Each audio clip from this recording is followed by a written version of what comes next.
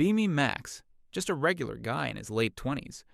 Work in IT for a decent-sized company. Not a social superstar. Never have been. I'm the quiet guy in the corner who just gets the job done. My code is clean, my solutions are efficient, and I don't cause drama. For years, this was enough. My old boss, a guy named Frank, was a simple man. He didn't care about office politics or how loudly you talked in meetings. His only metric was competence. If you could solve the problem, you were golden. We had a kind of unspoken understanding. He'd see me staying late to fix a critical bug, and the next morning there'd be a coffee on my desk, no words needed. This system worked perfectly. Our biggest client, a massive account worth millions, was managed by a guy named Mr. Scott. Mr. Scott was old school. He valued reliability over everything else. He knew that if he had a real problem, a company-ending problem, I was the one who would fix it.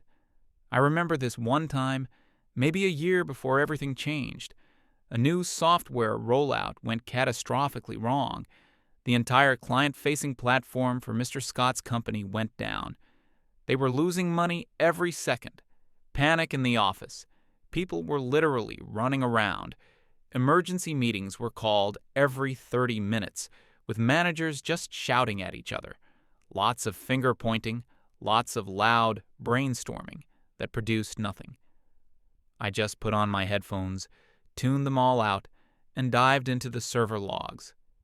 For hours, I just sat there, tracing lines of code, looking for the one thing that everyone else missed. The office got quieter as people gave up and went home, defeated.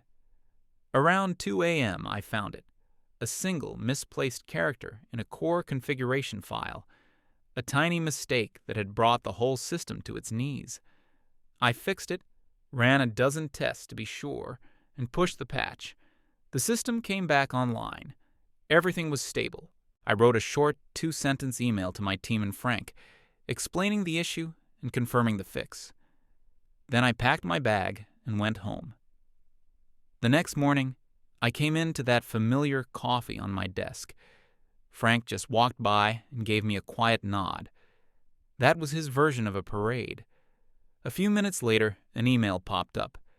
It was from Mr. Scott himself. The subject line was just, "Thanks." The body of the email was one line. "Max, you're a lifesaver, again." That's all I ever needed. Respect for the work. That was my world. It was logical, it was fair, and it made sense. Then, Frank announced his retirement. We threw him a small party. He shook my hand and told me to keep up the good work. And then came the email from HR, announcing our new department head. Her name was Skylar. The email was full of corporate buzzwords. Dynamic, synergistic, paradigm-shifting leadership. I didn't think much of it. A new boss is a new boss. As long as the work gets done, it doesn't matter. I was so wrong. Skylar's first day, she called a mandatory team meeting. She walked in with a blindingly white smile and an energy that felt completely artificial. She launched into a long speech. It wasn't about our projects, our clients, or our technology. It was about reimagining the workplace. She talked about deconstructing the old patriarchal frameworks of communication. She said her goal was to create a psychologically safe space where every voice is heard and amplified. I just sat there, waiting for her to get to the point. What were our goals for the quarter? What was the status of the Scott account upgrade? But she never got there. She kept talking about unconscious bias and the need for active vocal participation. Then she started going around the room, asking everyone to introduce themselves and share their personal truth about the workplace. My colleague, Karina, went first. Karina was always more of a talker than a doer. She was an expert at sounding busy and important in meetings. She immediately latched onto Skylar's vocabulary. She talked for 5 minutes straight about how empowering it was to have a leader who values emotional labor, and how she felt seen. Skylar was beaming, nodding enthusiastically. "Yes, Karina, Thank you for sharing that. This is exactly the kind of open dialogue we need. Then it was my turn. I kept it simple. I'm Max. I'm a senior developer. I primarily handle the technical side of the Scott account. Nice to meet you. I thought that was fine. It was factual and professional. Skylar's smile tightened just a little. Okay, Max, but how do you feel about your role? Are you excited to contribute to our new team dynamic? I was caught off guard. I'm focused on doing a good job. The work is challenging, and I like that. She just stared at me for a few seconds. The room was silent. Right, she finally said, and moved on.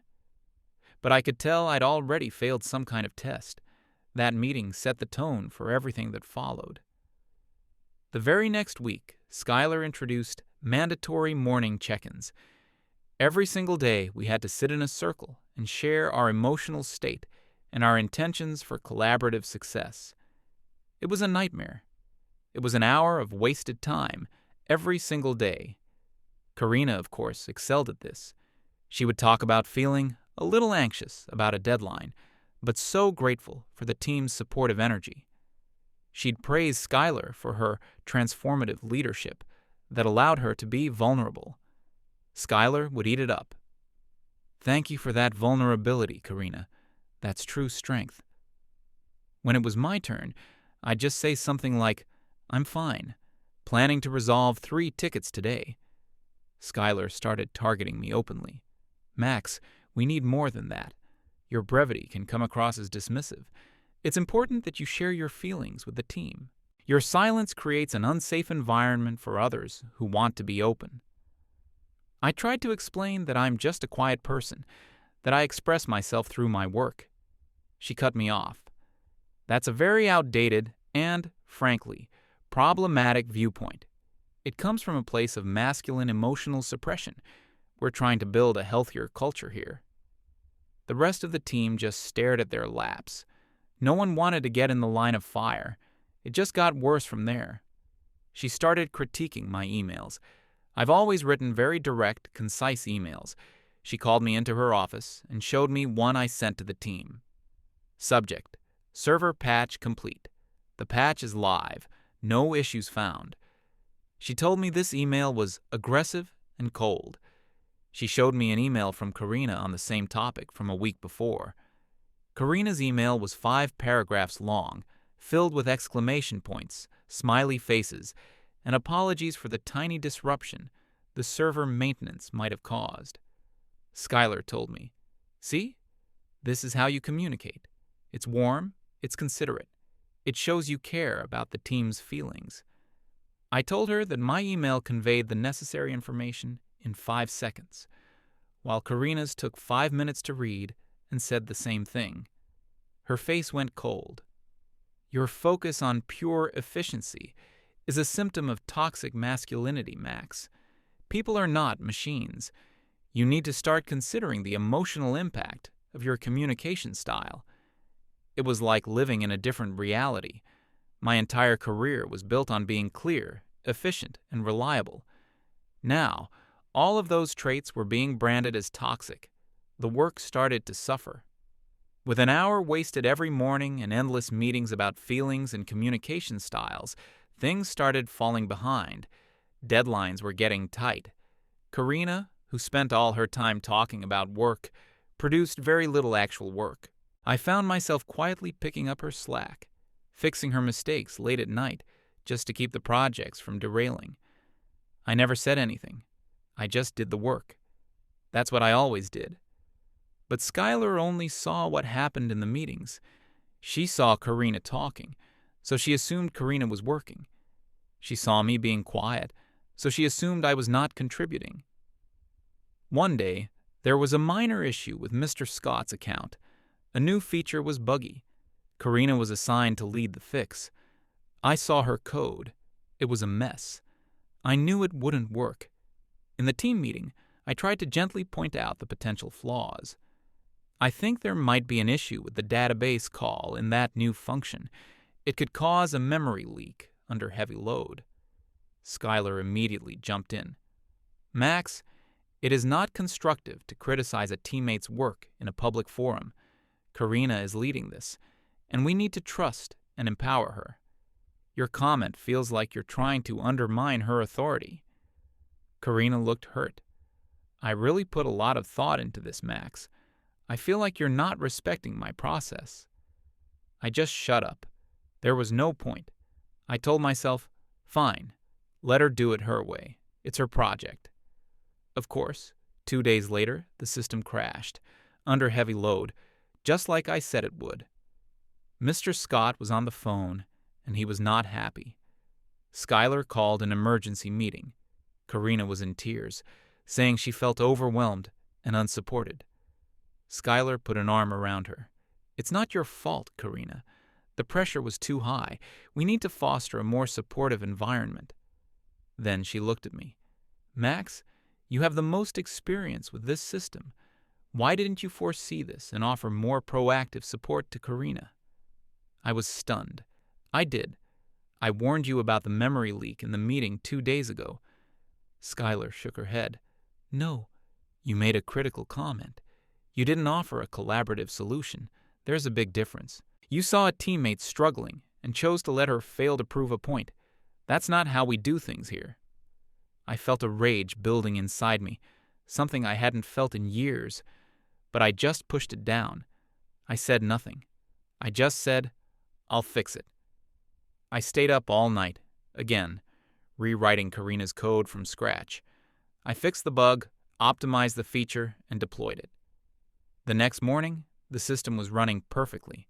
I sent a simple status update. "The bug on the Scott account is resolved." A few weeks later, Skylar called me into her office for a one-on-one performance review. I sat down across from her desk. She had a serious expression on her face. She started by telling me that my technical skills are adequate. Then came the but. "But your soft skills are severely lacking. You are perceived as unapproachable, negative, and not a team player. You consistently fail to contribute to our team culture." She pulled out a list. "You don't participate actively in morning check-ins. You send blunt emails. You publicly critique your colleagues instead of offering support. You seem to think that just doing your technical tasks is enough, but it's not."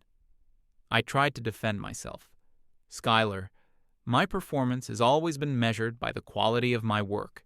Mr. Scott has never had a single complaint about my technical solutions.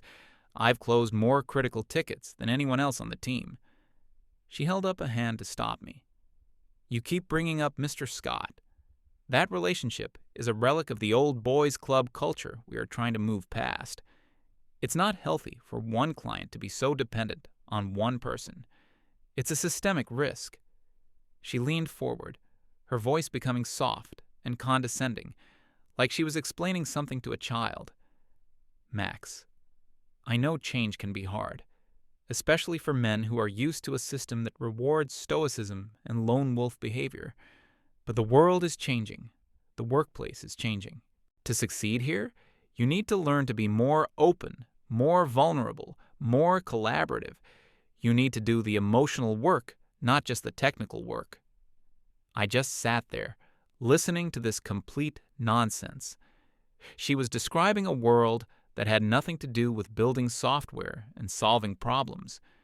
It was a world of performance art, where saying the right words was more important than getting the right results.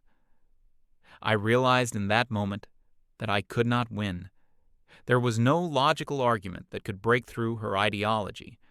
My competence, my greatest asset, was now my biggest liability in her eyes. I just nodded. "I understand. I'll try to do better." It was a lie, but it was the only way to end the conversation. I walked out of her office feeling completely drained. I went back to my desk and looked at the project board. Karina had been assigned as the project lead for the next major phase of the Scott account upgrade. I was listed under her as technical support. I knew right then that this was going to end in a disaster, and I knew that when it did, she would find a way to make it my fault. For the next month or so, I tried to play their game. In the morning meetings, I would make up some fake feeling. I'm feeling optimistic about our progress today. I started adding useless pleasantries to my emails. Hi team, hope you're having a great day. Just wanted to share a quick update. It felt disgusting. Every word was a betrayal of who I was. Skylar seemed pleased. She even gave me a patronizing smile one morning and said, "I'm glad to see you're finally opening up, Max. Great progress." But the work was a slow-motion train wreck. Karina was in charge, but she had no idea what she was doing. She would design features that were technically impossible. She would promise deadlines to Mr. Scott that were completely unrealistic. I would try to raise these issues, but I'd do it in the approved Skylar way. That's a really creative idea, Karina. I'm just wondering if we might face some challenges with the database latency. Perhaps we could brainstorm some alternative approaches? But it didn't matter. Skylar would always back Karina. I love that Karina is thinking outside the box. Let's not shut down innovation with negativity, Max. Let's have a can-do attitude. I was trapped. I was supposed to be the technical support, but I wasn't allowed to give any actual technical advice if it contradicted the project lead. I was just supposed to shut up and make Karina's bad ideas work, which was often impossible. And then came the big one, the final straw.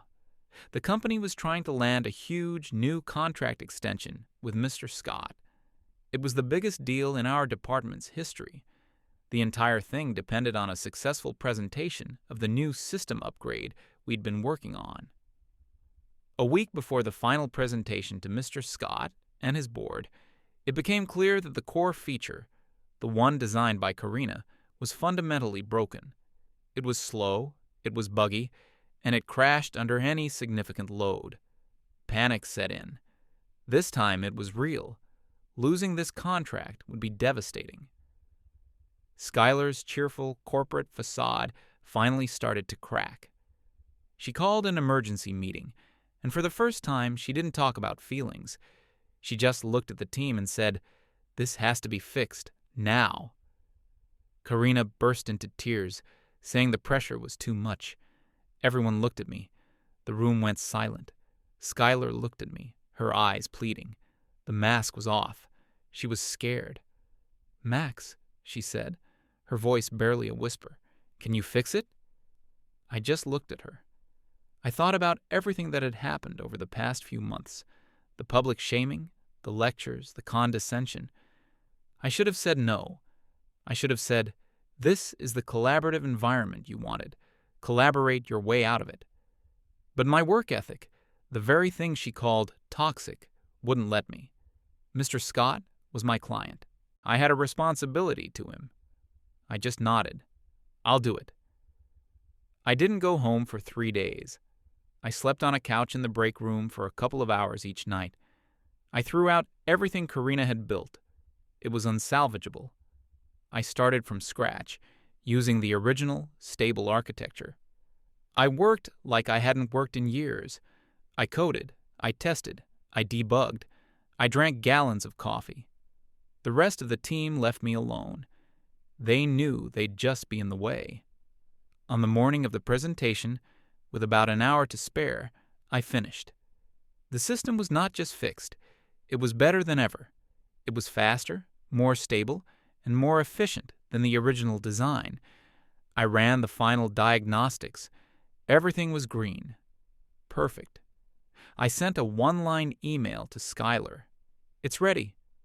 Then I went to the men's room, splashed some water on my face, and put on a fresh shirt I'd brought with me. I walked into the big boardroom just as the meeting was starting. Mr. Scott was there with his executive team. My company's upper management was there. And Skylar was standing at the front of the room, ready to present. I took a seat in the back, expecting to just be a fly on the wall in case any technical questions came up. Skylar started her presentation. She was back to her old self, confident, smiling, full of buzzwords.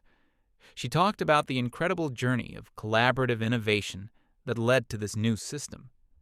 Then, she put up a slide with a picture of the team. I want to give a special thank you to the leadership on this project, she said, her voice full of fake sincerity. Karina, in particular, showed extraordinary vision and resilience. Her leadership was the driving force that got us through the challenges and delivered this incredible product. I just stared. I couldn't believe what I was hearing. She continued. Karina worked tirelessly day and night to bring her innovative design to life. She is a true role model for leadership in this company. She then went on to demo the system. My system, the one I had just spent 72 hours of my life building from nothing. She clicked through the features flawlessly. Everything worked perfectly. Mr. Scott and his team were visibly impressed. My own managers were beaming. At the end of the presentation, the room broke into applause. Mr. Scott stood up and shook Skylar's hand. Incredible work. Truly impressive. Skylar just smiled and said, "It was a total team effort, but the credit really belongs to Karina's brilliant leadership." Karina, sitting near the front, was blushing and looking humble. No one looked at me. No one mentioned my name. It was as if I didn't exist. I wasn't angry. I wasn't sad. I felt nothing. Just a profound, hollow emptiness. In that moment, watching them all celebrate the work I had done while completely erasing me from the narrative, something inside me just switched off. I stood up quietly and walked out of the room. No one noticed. I went back to my desk. I didn't smash my keyboard. I didn't shout. I just sat down, opened a browser, and went to the website of a competitor who had been trying to recruit me for the past year. I found the email from their headhunter. I wrote a simple reply. "Regarding your previous offer, is it still on the table? I'm interested." Then I opened a new document, and I started typing my resignation letter. I hit send on the email to the competitor. A feeling of calm washed over me. It wasn't happiness, not yet. It was just quiet. The inner turmoil had stopped. My resignation letter was short and professional. It didn't mention Skylar or Karina or the presentation. It just stated my intention to leave, effective in 2 weeks, as per my contract. I attached it to an email, addressed it to Skylar and HR, and clicked send without a second's hesitation. For the rest of the day, I worked methodically. I started documenting everything.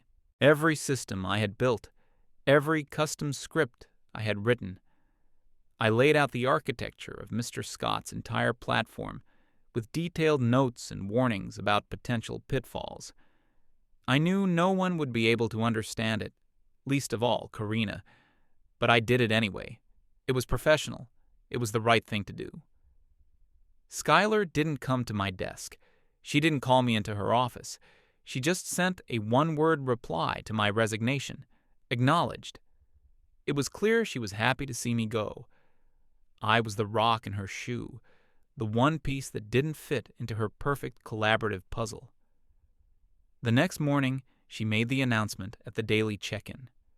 Her voice was full of artificial brightness. "Team, I have some news. Max has decided to pursue other opportunities and will be leaving us in 2 weeks. We wish him all the best in his future endeavors." She then immediately pivoted. "This is a wonderful opportunity for us to grow. It opens the door for others to step up into leadership roles. Karina will be officially taking full ownership of the Scott account.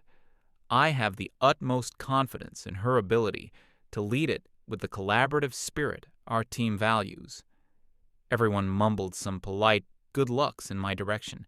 They all knew what was really happening, but no one was going to say it. They had their own jobs to protect. Karina looked both thrilled and terrified, the lead on the company's biggest account. It was what she always wanted. The 2 weeks that followed were surreal. It was like watching a ghost of myself in the office. I was there, but I wasn't. Skylar and the others treated me with a kind of polite indifference. Karina tried to schedule a handover meeting. She came to my desk with a notebook, full of cheerful confidence. "Okay, Max, so, Just need you to walk me through the main stuff for the Scott account. I asked her what she wanted to know specifically. She didn't have an answer. Just everything? Like, what are the important files? It was like a master chef trying to teach quantum physics to a toddler. She didn't even have the vocabulary to ask the right questions. I spent an hour showing her the server architecture diagrams I had prepared. Her eyes just glazed over. She was nodding and smiling, but she wasn't understanding a single word. She was more interested in things like, "What's Mr. Scott's assistant's name again? I want to send her a welcome basket." I gave her the documentation. It was over 200 pages long. I told her, "Everything you need is in here. Read it. Memorize it. If you deviate from it, the system will break." She just laughed. "Wow, that's a lot. I'm sure I'll figure it out. I'm more of a hands-on, people-person learner anyway." I knew then, with absolute certainty, that they were doomed. The morning meetings became even more unhinged. With me, the negative energy, on my way out, Skylar doubled down on her methods. They spent one entire hour-long meeting discussing what color the new inspirational posters for the office should be. I just sat in the back, silent, counting down the hours. On my last day, I cleaned out my desk. It didn't take long. I never kept much personal stuff at work. I left the stack of documentation in the center of the desk, along with my security badge and my laptop. A few people came by to shake my hand quietly, whispering things like, "Good luck, you're doing the right thing." Skylar did a final, performative goodbye in front of the team.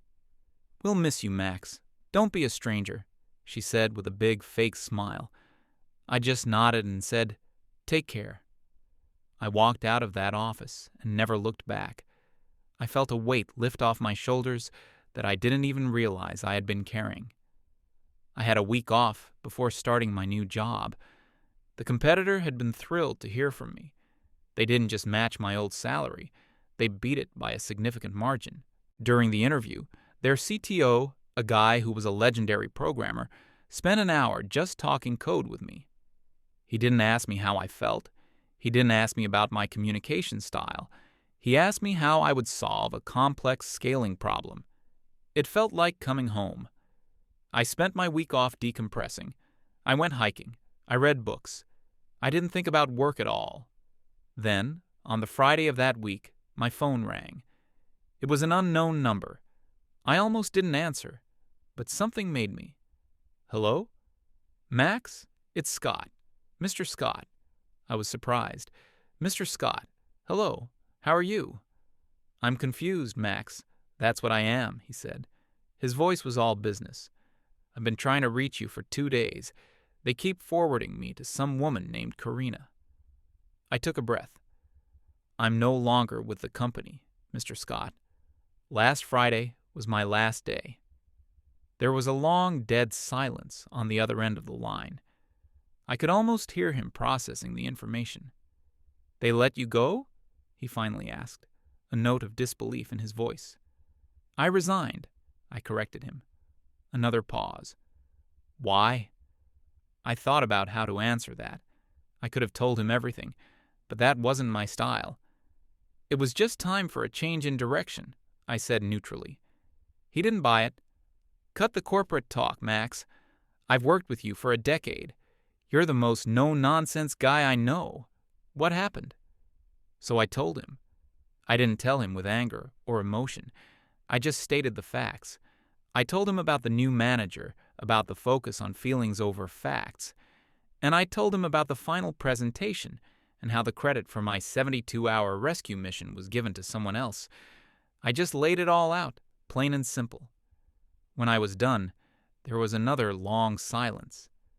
"That woman," he said, and his voice was now ice cold. "The one who took the credit. Was her name Karina?" "Yes," I said. "And the new manager is Skylar?" "Yes." "Okay," he said. The word was clipped, final. "Thank you for telling me, Max. I appreciate your honesty, and I appreciate the 10 years of excellent work you did for me. Let me make a phone call. I'll be in touch." He hung up. I didn't know what he was going to do, but I knew it wouldn't be quiet. I started my new job the following Monday. The office was calm. People were focused. It was a place for adults who wanted to do good work. It was wonderful. Around noon, I got an email from the competitor's headhunter who had hired me. "Can you come to the CTO's office? We have a potential new client who specifically asked to speak with you." I walked into the CTO's office. He was on a video call on the big screen. The face on the screen was Mr. Scott. He saw me, and a huge grin broke out on his face. "There he is. Max, my friend, good to see you." My new CTO looked at me, then at the screen. "You two know each other?" Mr. Scott chuckled. "Know him?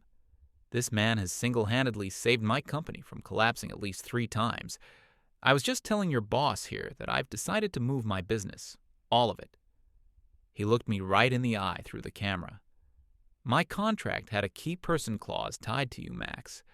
I guess my lawyers were smarter than I thought. When you left, the contract was breached. I've officially terminated my agreement with your old company this morning." I was speechless. I had no idea about any clause like that. Mr. Scott continued. "I told them exactly why. I told them that I'm in the business of results, not feelings, and that my business is going wherever Max goes.